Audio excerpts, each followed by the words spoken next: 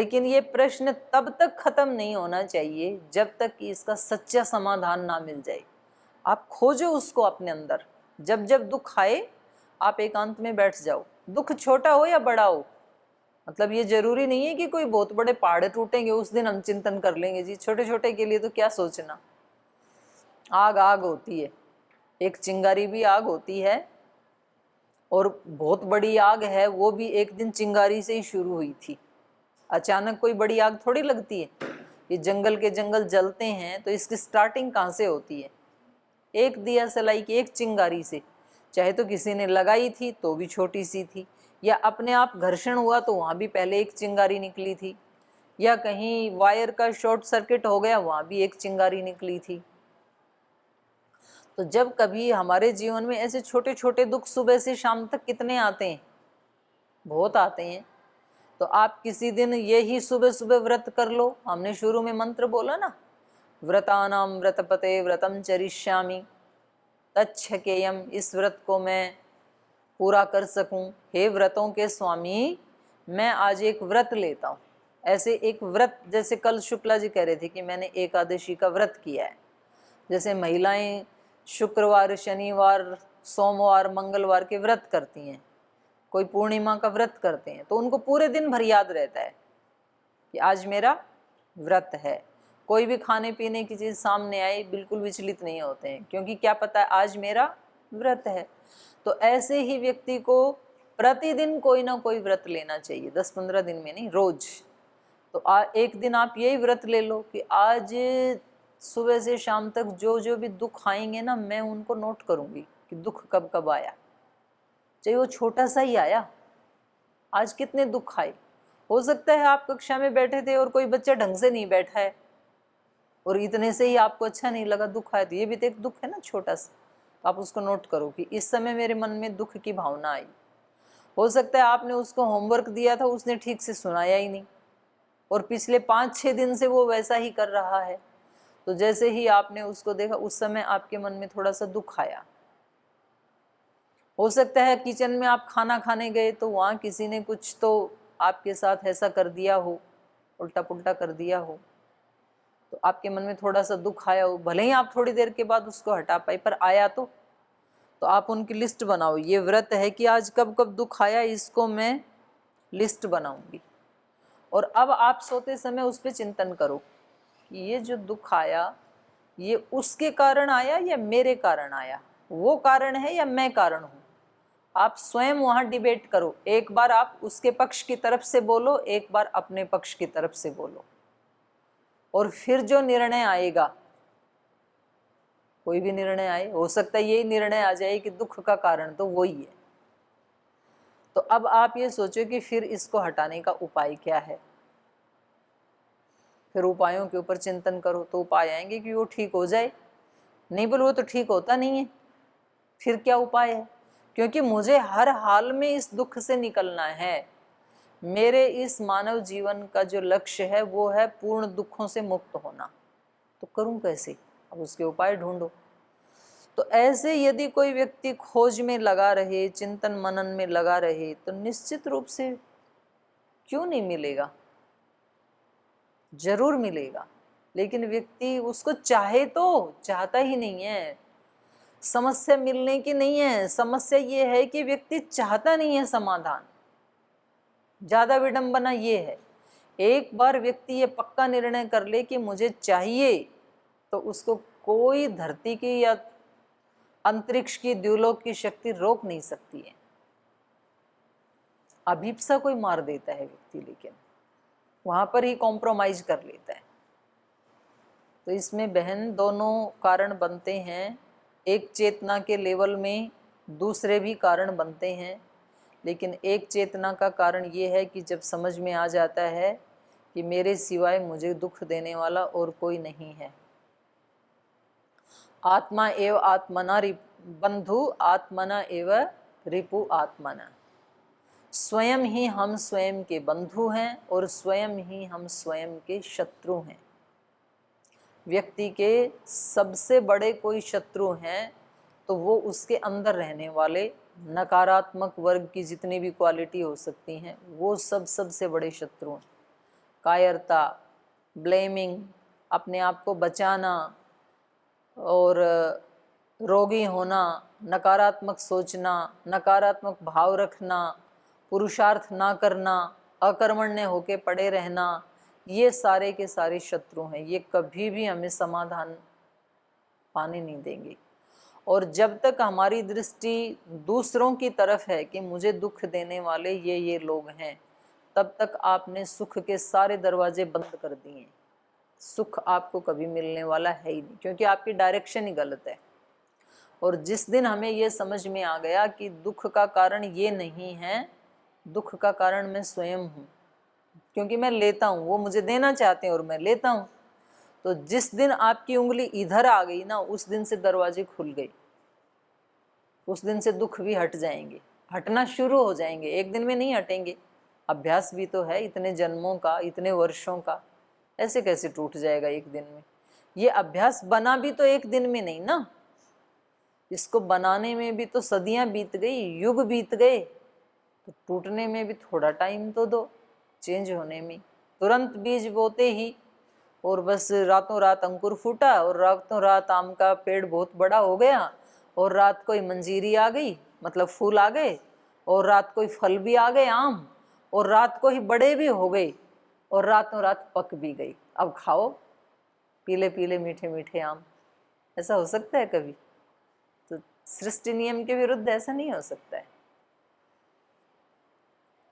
तो हमें ऐसे ही अपनी अभिप्सा को बढ़ाते हुए, विश्लेषण करते हुए अपने दुखों का नाश करने का उपाय जरूर सोचना चाहिए। उसी के लिए हमारा मनुष्य का जीवन है। जी दीदी, अगला प्रश्न ये है कि जैसे हम ये सोचते हैं कि बच्चे यहाँ पे हैं, हर रोज़ उनको योग करवाते हैं, तो उसमें से जैसे कभी बारिश हो गया तो 2 या 3 बच्चों को छोड़ के बाकी सारे बच्चे खुश हो जाते हैं कि आज योग नहीं करना पड़ेगा। तो उसके लिए मतलब मैं बहुत प्रेरित भी करती हूँ, या कभी कुछ ऐसा हो जाता है तो मतलब कुल मिला के उनकी बात ये रहती है कि जिस दिन योग ना हो तो वो खुश रहते हैं। तो उसके लिए मतलब ऐसा क्या करें कि जो उनके बच्चे क्या अंदर। कहते हैं कि बारिश हो जाएगी तो योग क्यों नहीं हाँ, होगा, योग उसमें नहीं योग होगा। भवन में हो जाएगा। नहीं, वो फिर भी वैसे ही मतलब या तो तबीयत ख़राब हो जाए दीदी की, या कुछ ऐसे हो जाए, तो मतलब ऐसा-ऐसा सोचते हैं वो, ऐसा बोलते भी हैं, सामने भी बोल देते हैं। तो मतलब उसके लिए क्या करें मतलब कि बारिश हो जो गई तो उनको ये लगता है कि आज योग ना कराया नहीं, जाए। हाँ, हाँ जी, ऐसा। तो उसके लिए ऐसा क्या करें कि मतलब उनके अंदर थोड़ा-सा मतलब ये हो। तो छोड़ दिया करो कभी कभी एक दिन, नहीं, जिस एक दिन दिन जैसे बारिश संडे हो के उस दिन दिन छोड़ बारिश में देते नहा हैं। लेने दिया करो बच्चों को। नहीं, उसके अलावा भी ये मतलब हर हफ्ते में मतलब ऐसे सोचते ही रहते हैं। तो देखो वो तो अपनी जगह ठीक है, वो तो बच्चे हैं, बच्चे तो ऐसे ही होते हैं, बच्चों का तो स्वरूप ही यही होता है। अगर वो बिल्कुल समझदार होते, अगर उनको ये पता होता कि योग तो एक दिन भी छोड़ने की चीज नहीं है, तो फिर आपकी जरूरत भी क्या थी यहाँ उनको प्रशिक्षण देने की? आपको क्या जरूरत? फिर तो वही दुनिया को दे देते जाके स्वामी जी की तरह से। तो वो तो बच्चे हैं, तो वो तो ये चाहेंगे ही निश्चित रूप से। तो वो तो अपना बिल्कुल 100% अपना काम परफेक्शन के साथ कर रहे हैं। बच्चों को ऐसा ही होना चाहिए, बिल्कुल ठीक है वो अपनी जॉब में। आप अपनी जॉब में कितना ठीक है वो आप देखो, आपका काम क्या है। तो उनसे अपेक्षा ना करो, वो 100% ठीक है। ठीक है, हाँ जी। और कोई प्रश्न है किसी का? इधर दे दो। दीदी प्रणाम। दीदी जी, आपने बताया था कल कि जब कोई मतलब किसी के अंदर कोई दोष हो और जिससे वजह से दिक्कत हो रही हो, तो आप उसको अच्छे से मतलब बता दें कि आपके अंदर ये चीज़ है जिसकी वजह से दिक्कत है, आप इसको सही कर लें। थोड़ा लेकिन जोर से बोलो, मैं भी नहीं सुन पा रही हूँ, दूसरे तो क्या सुनेंगे। जिसके अंदर कोई दोष हो तो क्या कह रहे हैं आप? कि उसको हम ये बोल दें कि आपके अंदर ये दोष है जिसको आप सही कर लें, मतलब अच्छे से बोल दें, गुस्सा के नहीं, जिसकी वजह से अगर कभी दुख हुआ या उससे दिक्कत हुई हो कोई, तो उसे दूसरे से ना कह के हम उसी से बोल दें। हाँ तो कभी कभी ऐसा होता है कि अगर किसी के अंदर है और वो लग भी रहा है तो बोलने पे वो झगड़ जाते हैं। हाँ हाँ, तो बिल्कुल उस स्थिति में क्या किया जाए? मत बोलो, क्योंकि आपके दूसरे के पास बोलने से भी दोष ठीक नहीं होना है। जी। उसको बोलोगे तो भी दोष ठीक नहीं होना है। तो किसी भी हालत में जब दोष ठीक होना ही नहीं है तो बोल के अपनी एनर्जी भी वेस्ट क्यों कर रहे हो आप? तो ऐसे तो मन में भी रहता है कि मैं इसको बता सकती हूँ, शायद इसका सही हो जाए, फिर भी और हम नहीं, नहीं ऐसा बता है रहे तो हैं बताना चाहिए। यदि आपके मन में ये है कि शायद मेरे बताने से वो ठीक हो जाए, तो जी अब आपको उस गुस्से के लिए भी तैयार रहना पड़ेगा, फिर परिणाम के लिए तो तैयार रहना पड़ेगा ना कि जी ठीक है मैं उनको बताने जा रही हूँ तो इसके क्या क्या परिणाम हो सकते हैं। एक तो ये परिणाम हो सकता है कि शायद वो व्यक्ति मेरी बात को ध्यान से सुने और उसके ऊपर गौर करे और वो मेरे को ये कह सकता है कि ठीक है हम इस पे विचार करेंगे, एक संभावना। दूसरी संभावना ये है कि वो व्यक्ति यूँ कहे कि हाँ ये तो सचमुच मेरे से दोष ही मेरे अंदर है, मैं भी जानता हूँ और ये मैं इसको हटाना चाहता हूँ, अच्छा है आपने मेरे को बताया। ये दूसरी संभावना। तीसरी संभावना, बोले अच्छा अब आप हमारे को बताओगे, पहले आप अपना तो देख लो, हो सकता है वो आपको 4 दोष और गिना दे आपके ही, ये भी एक संभावना है। और चौथी संभावना ये है कि अच्छा आप बता रहे हो ना, अब तो मैं बिल्कुल ऐसे ही करूंगी, बोलो क्या करना है। शायद मैं हटा देती पर अब तो बिल्कुल नहीं हटाऊंगी और मैं बिल्कुल ठीक हूं अपनी जगह, ये भी संभावना है। अगर चारों संभावनाओं को सुनने के लिए आप तैयार हैं तो अपने दिल को पत्थर का करके उसके पास चले जाना और उसको बता देना, क्योंकि आपकी इंटेंशन अच्छी है, लेकिन परिणाम के लिए आपको तैयार रहना पड़ेगा। देखो ये संसार है, ये समाज है, इसमें क्या क्या संभावनाएं हैं वो पहले से ही सोच लो आप। ये संसार हमें सुख भी दे, हो सकता है हमारी प्रशंसा भी कर दे, हो सकता है अपमान भी कर दे, हो सकता है कोई ब्लेम भी लगा दे, आरोप भी लगा दे, हो सकता है पिटाई भी कर दे।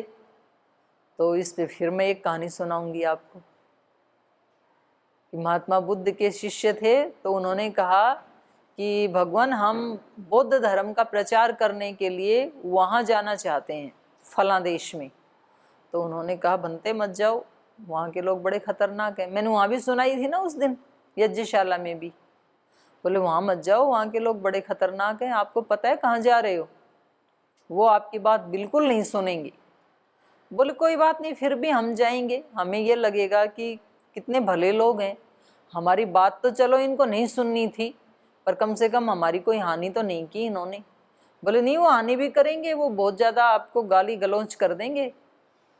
तो बोले फिर भी हम ये सोचेंगे कितने भले आदमी हैं कि कम से कम गाली गलौज ही की, पिटाई तो नहीं की हमारे ऊपर। वो पिटाई भी कर देंगे तुम्हारी, वो तुम्हें थप्पड़ लात घूसे सब मार सकते हैं, इतने खतरनाक लोग हैं, वो डेंजर हैं। बोले तो भी हम ये सोचेंगे कि चलो हाथ से ही प्रहार किया, कम से कम लाठी पत्थर तो नहीं बरसाई। बोले वो वहां तक भी उतर सकते हैं, हो सकता है वो लाठी उठा लें, पत्थर उठा लें हाथ में। बोले प्रभु फिर भी हम ये सोचेंगे कि कितने भले लोग हैं, पत्थर लाठी ही उठाई, कम से कम प्राण तो नहीं लिए हमारे। अरे बोले वो प्राण भी ले सकते हैं, इतने क्रूर हैं। तो बोले फिर भी हमें बड़ी प्रसन्नता होगी कि हमने अपने गुरु के आदेश का पालन करते हुए, धर्म का प्रचार करते हुए अपने प्राण न्यौछावर कर दिए। तो बोले बनते जाओ, अब तुम किसी भी कोने में जा सकते हो, अब कोई खतरा नहीं है तुम्हें। तो सारी संभावनाओं को अपने समक्ष रख करके तब हम वो स्टेप उठा सकते हैं, उठाना चाहिए। यदि आपको ये लगता है कि यदि हमने उसको नहीं बताया तो हमें मन मन में कुलबुलाहट होती है कि शायद मेरे कहने से किसी एक व्यक्ति के जीवन में परिवर्तन आ जाता और मैंने नहीं कहा। अगर ऐसा लग रहा है तो आपको कहना चाहिए, और यदि कहने के बावजूद भी रिजल्ट नहीं आता है तो आपने अपना काम कर दिया, बस आप शांत हो जाओ। अपने मन में ये अपेक्षा कभी लेकर के कोई काम मत करना कि जैसा मैं चाहता हूँ वैसा ही फल आने वाला है, क्योंकि फल आपके हाथ में नहीं है, कर्म आपके हाथ में, फल ईश्वर की व्यवस्था से मिलेगा, वो जैसा उचित चाहेगा वैसा मिल जाएगा। ठीक है, हाँ बोलो। कभी आपने ये भी बताया था कि किसी को दोष नहीं उसके बताने चाहिए, उसके गुण सिर्फ गिनाने चाहिए ताकि उसके अंदर हीन भावना ना आए, तो वो अपने अंदर से सही कर सकता है। लेकिन ऐसा भी तो कभी कभी हो सकता है कि अगर सिर्फ हम किसी व्यक्ति के गुण गुण बताते जाएं और उसका दोस्त उसको लगे कि अगला तो मेरा दोस्त जान नहीं रहा है, और कहीं उसके अंदर और अंदर से अहंकार आ जाए, खुशी मिले कि चलो मेरा जो दोस्त है वो छिपा हुआ है, हाँ तो उसका तो एक दोस्त और बढ़ जाएगा। हाँ। तो ये इस स्थिति में फिर ये क्या? अच्छा प्रश्न है कि यदि हम केवल उसके गुण गुण बताते हैं और दोष की तरफ बिल्कुल भी ध्यान नहीं दिलाते हैं, तो वहाँ ये संभावना हो सकती है कि वो व्यक्ति अपने आप को सचमुच ही एकदम ऐसा मान ले, निर्दोष, दूध से धुला हुआ, कि मेरे अंदर तो कोई दोष है ही नहीं। और इसमें उसका अहंकार भी बढ़ सकता है, अतिमानिता जिसको कहा गीता में। और फिर कभी ना कभी तो वो दोष बाहर आएगा, और जिस दिन वो दोष बाहर आएगा तो फिर वो उसको सह नहीं पाएगा, तो उसकी हानि हो सकती है उस बच्चे की। तो मेरा जो कहने का अभिप्राय था वो ये था कि हमें ये नहीं सोच के उसके गुण बताने हैं कि भाई उसके दोषों पे तो मुझे पर्दा डाल देना है, ऐसा नहीं मेरा भाव था। मेरा भाव ये था कि एक व्यक्ति को जब हम उसके कोई गुण बताते हैं तो एक अलग प्रकार का उसके ऊपर प्रभाव पड़ता है, और जब हम उसके दोष बताते हैं तो एक अलग प्रकार का प्रभाव पड़ता है।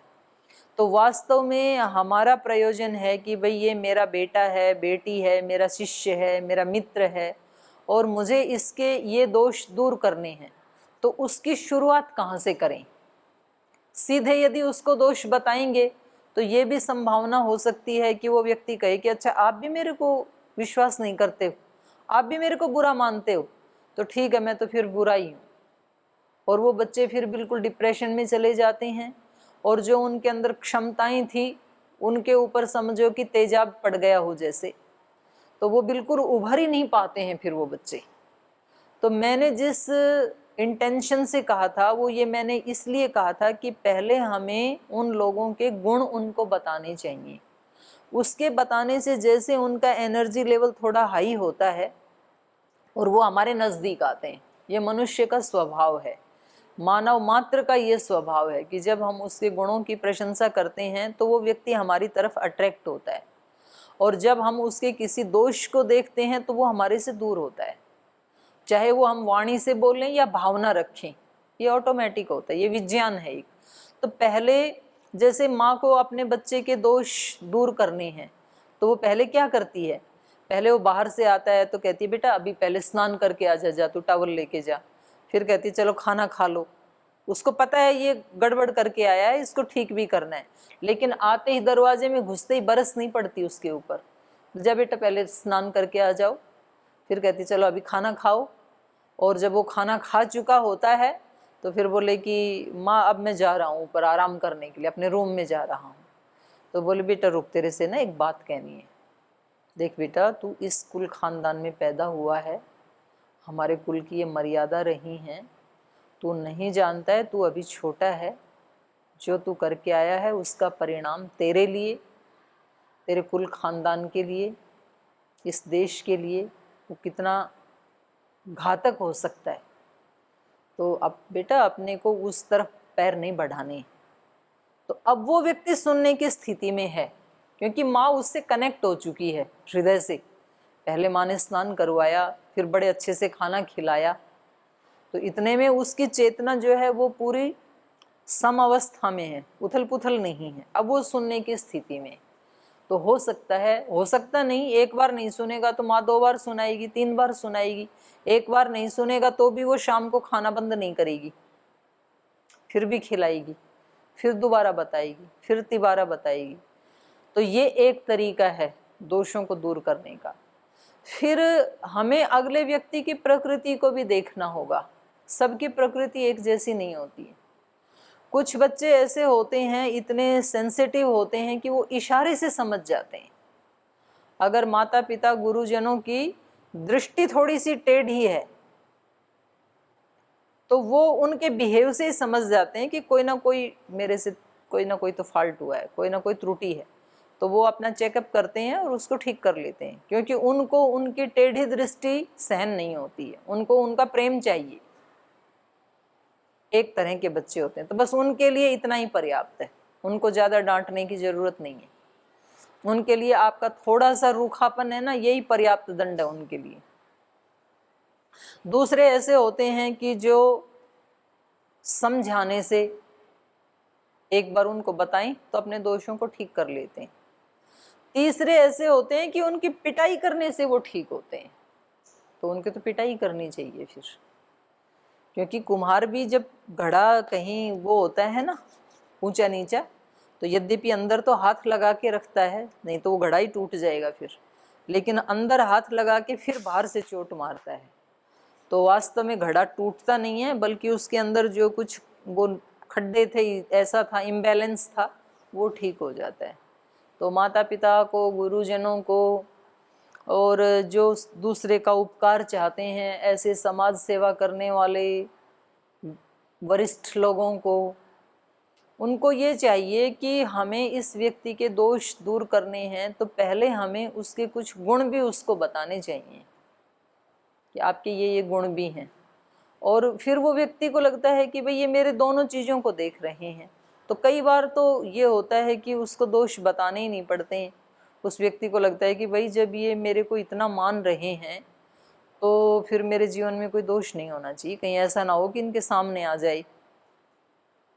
जब हम कहते हैं कि देवप्रयाग में तो बच्चों का बहुत सुंदर अनुशासन है, ये मतलब हर नियम में बिल्कुल परफेक्ट टाइम पे आते हैं, तो जब मैं 10 बार ऐसे बोलती हूँ तो जो यहाँ के आचार्य और जो प्राध्यापक गण हैं, अध्यापक गण हैं, उनको ये लगता है कि भाई दीदी के सामने ना एक बार भी ऐसा नहीं होना चाहिए। भाई जब ये इतनी प्रशंसा कर रहे हैं तो हमें वैसा बनना चाहिए, तो गुण बताने से वो दोष हटते हैं ऑटोमेटिक, ये श्रेष्ठ लोगों के लिए, तो उनको उनके गुण बताने ही चाहिए। तो ये ज़्यादा। और दूसरी बात ये है कि हम जब बार बार किसी के गुणों का बखान करते हैं तो हमारे अंदर भी संस्कार बनते हैं, और जब हम बार बार किसी के दोष छिद्रान्वेषण करते हैं तो हमारे अंदर भी उसके संस्कार बनते हैं। तो ये नहीं है, एक होता है दोष देख के दोष को हटाना, और दूसरा एक होता है कि हटाने का कोई भाव नहीं है, देखना है बस इसके बारे में मुझे कुछ तो मिले ताकि मैं कुछ टिप्पणी कर सकूं, इसके ऊपर कुछ टॉन्टिंग कर सकूं, कुछ छिद्रान्वेषण कर सकूं। तो उसका मैंने मना किया था कि वो कभी नहीं देखनी चाहिए, क्योंकि इससे दूसरे का तो कम नुकसान होता है, अपना ज़्यादा होता है। तो कम से कम अपने साथ ऐसा अन्याय नहीं करना चाहिए व्यक्ति को, कम से कम अपने साथ इतना बेरहमी से पेश नहीं आना चाहिए कि अपना ही नुकसान कर लें। अपने साथ तो कम से कम प्रीति का व्यवहार करना चाहिए। तो प्रीति का व्यवहार यही है कि जो मुझे बोलने से मेरे को सुख मिलता है वो बोलना चाहिए। जब मैं बोलती हूँ कि आप तो बड़ी अच्छे बच्चे हो, तो इससे मेरे को क्या मिलेगा? दुख मिलेगा कि सुख? सुख मिलेगा, क्योंकि ये अच्छी वाइब्रेशन वाला वर्ड है। और जब मैंने बोला आप तो महानालायक हो, तो इससे कौन सी वाइब्रेशन पैदा हुई मेरे अंदर? नेगेटिव। तो दुख किसको मिला? पहले मेरे को, बाद में आपको भी मिलेगा। अपने हित के लिए भी और दूसरे के हित के लिए भी हमें इस तरह के अभ्यास करने चाहिए। एक दिन में नहीं होते हैं, इसीलिए तो उसको अभ्यास कहा। इसी का नाम सच्ची साधना यही है। बाकी जो दिखावे होते हैं उससे जीवन में परिवर्तन नहीं आता है। बहुत बड़े बड़े ऐसे अनुष्ठान भी करने के बाद, बहुत बड़े बड़े दान पुण्य करने के बाद, भंडारा करने के बाद, बहुत जो दिखावे में जो ऐसे पूजा पाठ आदि होते हैं उनके करने के बाद भी जीवन में परिवर्तन नहीं आता, ऐसे देखा जाता है। और जो इस प्रकार से अपने छोटे छोटे जीवन के हर पहलू को इसमें बहुत सूक्ष्म बुद्धि की आवश्यकता पड़ती है, डफर बुद्धि से नहीं हो सकता है। अध्यात्म के लिए बहुत शार्प और बहुत सूक्ष्म बुद्धि चाहिए, बहुत तेज दिमाग चाहिए उसके लिए। और दिमाग तेज नहीं होता है तो उसको तेज बनाया भी जा सकता है। कैसे बनाया जा सकता है? प्राणायाम करके, ध्यान करके। महर्षि दयानंद ने भी कहा ये सत्यार्थ प्रकाश में उन्होंने कहा कि प्राणायाम करने से व्यक्ति की बुद्धि इतनी सूक्ष्म हो जाती है कि कठिन से कठिन विषय को भी तुरंत वो पकड़ लेता है। ये बात श्री अरविंद ने कही। श्री अरविंद उस समय, जिस समय योग का प्रचलन नहीं था, आज तो प्राणायाम को घर घर तक पहुंचा दिया स्वामी जी महाराज ने, उस समय तो गिने चुने लोग जानते थे कि प्राणायाम होता भी क्या है। तो उन्होंने अपने उसमें लिखा है कि वो अपने साधना काल में 5 घंटा प्राणायाम करते थे रोजाना, 3 घंटा सुबह, 2 घंटा शाम। और वो लिखते हैं कि जब मैंने ये प्राणायाम करना शुरू किया तो एक तो मेरी काम करने की क्षमता बढ़ गई। पहले मुझे थकान हो जाती थी थोड़ा काम करके, उसके बाद मैं थकता नहीं था। और दूसरा ये हुआ कि मेरा मन बहुत शांत हो गया। और तीसरा ये हुआ कि मेरा माइंड बहुत शार्प हो गया। वो कविता लिखते थे, कवि थे, तो बोले पहले कभी मैं 1-2 दिन में कुछ 5-10 पंक्तियां लिखता था, और जब से मैंने ये प्राणायाम की साधना की तो मैं ऐसे 5-5, 50-50 पेज फटाफट ऐसे लिख जाता था। ऐसे एक धारा प्रवाह प्रेरणाएं होती थी अंदर से, जैसे कोई नाला कोई आ रहा हो, झरना निकल रहा हो जैसे। तो ऐसे उन्होंने बहुत सारे अनुभव बताए प्राणायाम के। तो बुद्धि सूक्ष्म हो जाती है। महर्षि दयानंद ने भी ये कहा, श्री अरविंद ने भी ये कहा। अपने जो डोमेट वाले स्वामी जी हैं, बड़े स्वामी जी चंद्र स्वामी जी महाराज, तो वो भी यही बताते हैं, वो भी प्राणायाम करते थे। और उससे भी ज़्यादा लाइव एग्जाम्पल देखना हो तो स्वामी जी महाराज का देख लो। ये सारा जो पतंजलि योगपीठ का इतना बड़ा प्रचार प्रसार विस्तार और गौरव है, ये सब प्राणायाम की महिमा है। महाराज जी 18-20 घंटे काम करते हैं, रात को 11 बजे तक काम सेवा में लगे रहते हैं, सुबह फिर वही 3:30-4 बजे उठ जाते हैं। दिन में तो कोई सवाल ही नहीं है। तो ये एनर्जी आखिर कहाँ से आती है? देखने में भी हमारे ही जैसे ही इंसान है ना वो भी, लेकिन ये सारी योग की शक्ति है और प्राणायाम से जगाया है उन्होंने। और कितना अपने कार्यों का विस्तार किया। व्यक्ति एक फील्ड में जाने के लिए भी जीवन लगा देता है, तब भी उसमें वो उस ऊंचाई को प्राप्त नहीं करता है। और यहाँ शिक्षा के क्षेत्र में भी, चिकित्सा के क्षेत्र में भी, संगठन के क्षेत्र में भी, इंफ्रास्ट्रक्चर की दृष्टि से देखें उस फील्ड में भी, रिसर्च के फील्ड में भी कितने सारे मोर्चे खोल रखे हैं। तो इससे पता लगता है कि अपनी बुद्धि को बढ़ाया भी जा सकता है, उस क्षमता को।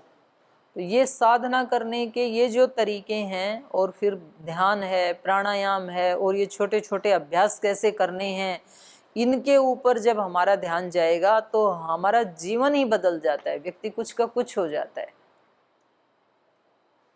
तो उनमें एक ये बताया था मैंने कि भाई अपने मन को शांत रखने के लिए एक ये तरीका है कि किसी के दोषों को ज़्यादा देखने की बजाय उसके गुणों को देखना चाहिए और उसको बताना चाहिए। तो इससे अपने मन की भी शुद्धि होती है। ठीक है, तो अभी 1-2 मिनट बची हैं। छोटा है तो पूछो।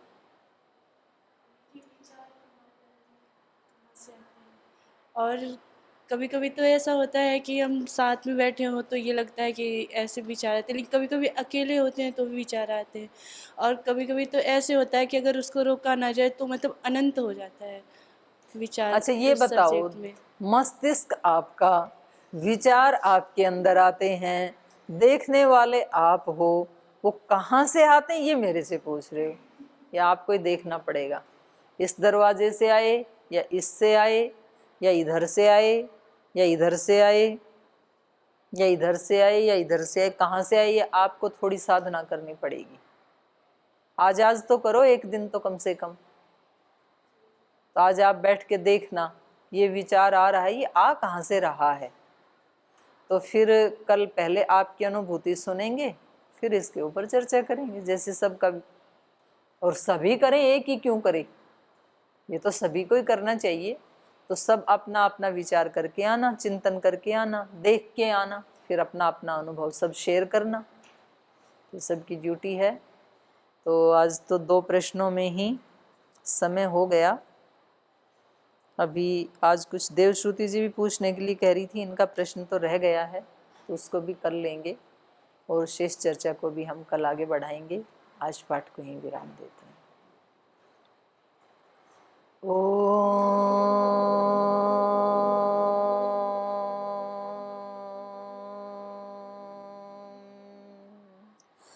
शांति शांति शांति। श्री गुरुभ्यो नमः।